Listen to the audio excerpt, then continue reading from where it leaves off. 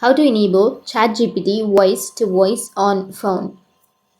So if you want to enable ChatGPT voice to voice on your phone, then what you need to do is first you need to open up your Play Store application, and under your Play Store you need to search for ChatGPT. And once you've searched for ChatGPT, here you will have the application. You just need to simply go with install and install the application. Once you've installed, tap on open.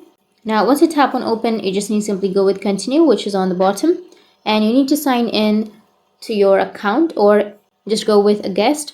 And here on the bottom right, you'll have a headphone shaped icon. You can simply tap on it, and to use the voice to voice you need to sign in or log in, or if you don't have your account you can go with sign up. So I'll be continuing with Google.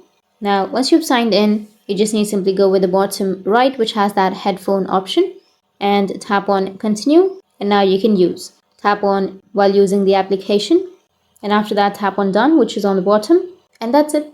That's how you can enable the ChatGPT voice to voice on your phone. And if you have any questions, feel free to comment below. Thanks for watching.